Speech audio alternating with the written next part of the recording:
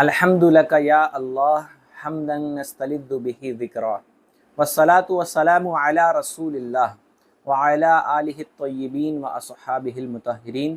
یا ایہا الاخوان، قال اللہ تبارک و تعالی فی القرآن المجید والفرقان الحمید۔ بسم اللہ الرحمن الرحیم۔ النبی الاولی بالمؤمنین من انفسہم وازواجہ امہاتہم، صدق اللہ العظیم۔ ناظرین کرام، میں آپ کا میزبان محمد انس قادری، دستک سلام چینل پر آپ کا بہت بہت استقبال ہے۔ ہم لے کر آئے ہیں آپ تک امہات المومنین اور صالحات امت کا ذکر، جس میں ہم نبی علیہ الصلاۃ والسلام اور مومنوں کی ماؤں کے بارے میں کچھ اہم معلومات آپ تک پہنچائیں گے۔ بعدہ ہم نبی علیہ السلام کی شہزادیوں اور صالحات امت کا بھی ذکر آپ کے سامنے پیش کریں گے۔ ہم دیکھتے ہیں کہ ہمارے زمانے میں معاشرہ وومن امپاورمنٹ کو لے کے بڑا تذبذب کا شکار ہے، بڑی بڑی باتیں ہیں، بڑے بڑے دعوے ہیں۔ اس بیچ دین اسلام کیا تعلیم دیتا ہے؟ دین اسلام نے جن صالحات کو، جن نیک بندیوں کو، جن نیک عورتوں کو ہماری ماں قرار دیا، جن نیک عورتوں کو ہمارے لیے رہنما اور آئیڈیل بتایا گیا، ہماری ماؤں بہنوں کے لیے رہنما اور آئیڈیل بتایا گیا، وہ کس طرح کی زندگی گزاری تھی ان لوگوں نے، ان کی ازدواجی زندگی کیسی تھی، ان کی معاشی زندگی کیسی تھی، ان تمام چیزوں پر ہم آپ کے سامنے مکمل طور پر تفصیلی گفتگو کریں گے ان تمام ایپیسوڈز میں۔ آج اس سیریز کا پہلا دن ہے۔ آج ہم مقدمے کے طور پر نبی علیہ الصلاۃ والسلام کی ازواج مطہرات کے بارے میں کچھ چند اہم باتیں آپ کے سامنے پیش کریں گے۔ علماء فرماتے ہیں کہ امہات المومنین اہل بیت اطہار سے ہیں، نبی علیہ السلام کے گھر والوں میں شامل ہیں، لہٰذا ان تمام کا ادب و احترام ہم پر لازم ہے۔ وہ مومنوں کی مائیں ہیں۔ اللہ تعالیٰ نے قرآن مجید میں ارشاد فرمایا ہے، جس کی تلاوت میں نے خطبے میں کی، کہ یہ نبی مومنوں کی جان سے بھی زیادہ ان سے قریب ہیں، اور نبی کی بیویاں ان کی مائیں ہیں، یعنی مومنوں کی مائیں ہیں۔ اللہ تعالیٰ نے فرمایا کہ نبی علیہ السلام یہ مومنوں کی جان سے بھی زیادہ قریب ہیں۔ مفسرین فرماتے ہیں اس سے مراد یہ کہ جب کسی مومن کو تکلیف پہنچتی ہے تو نبی علیہ السلام کو تکلیف پہنچتی ہے۔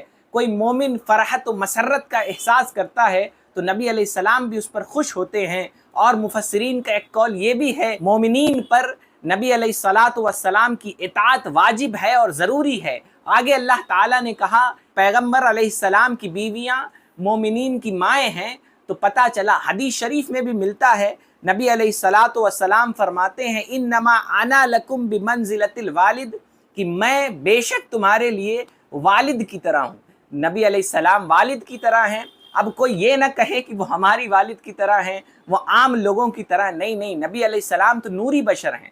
والد سے مراد یہ کہ جس طرح والد کے احکام کی پابندی بچہ کرتا ہے، والد اپنے بچے پر شفقت اور مہربانی کرتا ہے، اسی طرح نبی علیہ السلام نے بھی امت پر شفقت کی، مہربانی کی، ان کی تربیت کے لیے انتظام و انصرام کیے، ان کی رہنمائی کے لیے انتظام و انصرام کیے۔ اللہ تعالیٰ نے قرآن مجید میں فرمایا ہے لَقَدْ كَانَ لَكُمْ فِي رَسُولِ اللَّهِ أُسْوَةٌ حَسَنَةٌ، کہ تمہارے لیے نبی علیہ السلام کی زندگی یہ بہترین نمونہ ہے۔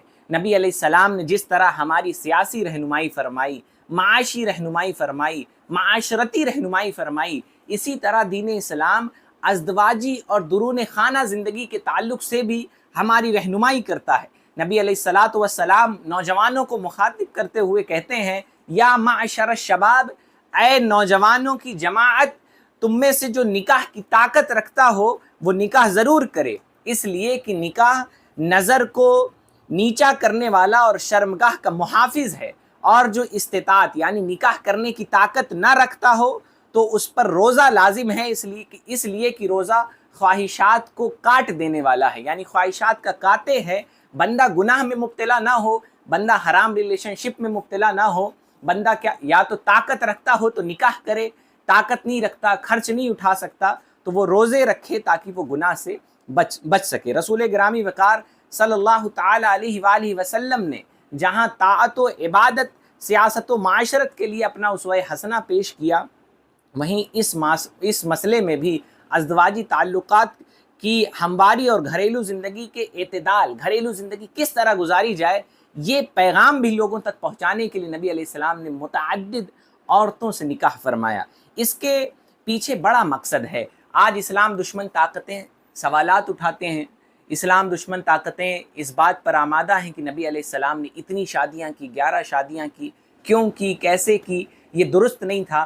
تو ہم اگر صالح ذہن رکھنے والے لوگ ہوں تو جواب ان کے لیے ہے، باتیں ان کے لیے ہے۔ وہ معاشرہ وہ تھا جب عورتوں کی حق تلفی کی جا رہی تھی، وہ معاشرہ وہ تھا جب قبائل آپس میں لڑ رہے تھے، وہ معاشرہ وہ تھا جب عورتوں سے متنبع غلام کی بیواؤں سے جو ہے وہ نکاح کرنا یہ برا سمجھا جاتا تھا۔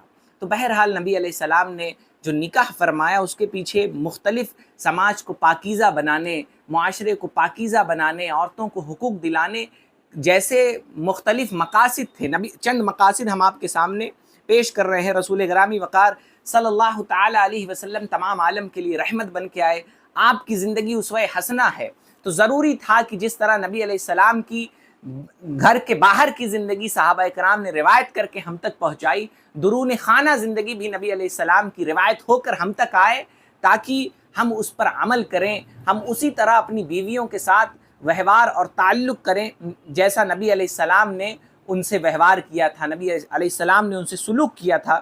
تو رسول گرامی وقار صلی اللہ تعالی علیہ وسلم کی جو تعلیمات عورتوں کے تعلق سے تھی، ان تعلیمات کو خواتین امت تک پہنچانے کے لیے اور مسائل سمجھانے کے لیے، انہیں عمل کر کے دکھانے کے لیے نبی علیہ السلام نے متعدد شادیاں فرمائی۔ اور ایسا نہیں کہ دین اسلام نے مردوں کو آزاد کر دیا، مردوں کو کہا جتنی چاہو شادیاں کرو۔ اللہ تعالیٰ نے قرآن مجید میں حکم فرمایا کہ تم نکاح کرو جو تمہیں پسند آئے، 2 سے، 3 سے، 4 سے، پھر قید بھی لگائی کہ اگر تمہیں خوف ہو کہ تم ان میں عدل یعنی انصاف نہیں کر پاؤ گے تو ایک ہی پر اکتفا کرو۔ تو دین اسلام نے باؤنڈریز کریٹ کی، دین اسلام نے بتایا کہ ان صورتوں میں آپ نکاح کر سکتے ہیں۔ بہرحال نبی علیہ السلام نے جو متعدد عورتوں سے نکاح فرمایا اس کا مقصد یہ تھا کہ کسی کی ایک بیوی ہو تو نبی علیہ السلام کی اس زندگی کے بارے میں پڑھے جو حضرت خدیجہ کے ساتھ نبی علیہ السلام نے بتائی ہے۔ جب تک حضرت خدیجہ رضی اللہ تعالی عنہا نبی علیہ السلام کے نکاح میں رہی، نبی علیہ السلام نے دوسری شادی نہیں فرمائی۔ اس کے بعد نبی علیہ السلام نے متعدد شادیاں فرمائی۔ تو نبی علیہ السلام کی زندگی ان کے لیے بھی رہنما ہے جن کی ایک بیویاں ہیں، ان کے لیے بھی رہنما ثابت ہوں جن کی متعدد بیویاں ہیں۔ بہرحال نبی علیہ السلام کہ متعدد شادی کرنے کا پہلا مقصد یہ کہ خواتین کے تعلق سے جو نبی علیہ السلام کی تعلیمات ہیں وہ معتبر ذرائع سے امت تک پہنچ سکے۔ اگر کوئی ایک عورت بتاتی تو شاید لوگ اس کو معتبر نہیں مانتے، شاید وہ بات اتنی پکی نہیں مانی جاتی مؤرخین کے نظر میں، محدثین کی نظر میں، لیکن جب 11 واسطوں سے گزر کر وہ بات آتی ہے تو اس کو پختہ مانا گیا، اس کی بڑی اہمیت ہوئی۔ نبی علیہ السلام کی تعلیمات ہی ہے کہ آج مسلم بیوی اور شوہر کے درمیان یہ جو محبت ہے یہ نبی علیہ السلام کی تعلیمات کا نتیجہ ہے۔ آج مسلمان اپنی بیوی کو برا بھلا کہنے سے پہلے 1000 بار سوچتا ہے کہ نبی علیہ السلام کی یہ تعلیم نہیں ہے۔ روایتوں میں آتا ہے حضرت عائشہ جہاں سے ہونٹ لگا کر پانی پیتی، نبی علیہ السلام ان سے پوچھتے کہ گلاس میں کہاں سے ہونٹ لگا کے پانی تم نے پیا ہے، ان کے ہونٹ کے نشانات نبی علیہ السلام تلاشتے اور پھر وہاں سے ہونٹ لگا کر پانی پیتے۔ اس طرح سے محبت فرماتے، حقوق ادا فرماتے۔ جب نبی علیہ السلام کا وصال ہوا کئی بیویاں باحیات تھیں، کسی کو نبی علیہ السلام سے کوئی شکایت نہیں تھی۔ تو بہرحال نبی علیہ السلام نے اگر نکاح فرمایا تو ان کے حقوق بھی ادا کیے۔ اس کے بعد زمانہ جاہلیت میں ازدواجی زندگی کے تعلق سے بہت ساری بری رسمیں جو ہے وہ رائج ہو چکی تھی۔ لوگ بیواؤں سے نکاح نہیں کرتے تھے، بیواؤں کو منحوس سمجھتے تھے۔ روایتوں میں آتا ہے، کئی مورخین کتابوں میں لکھا ہوا ہے، لوگ حضرت خدیجہ کے بارے میں لوگ سمجھتے تھے ان کے 2 شوہر کا نبی علیہ السلام سے نکاح کرنے سے پہلے انتقال ہو چکا تھا۔ لوگ سمجھتے تھے خدیجہ جن سے نکاح کریں گے اس کا انتقال ہو جائے گا۔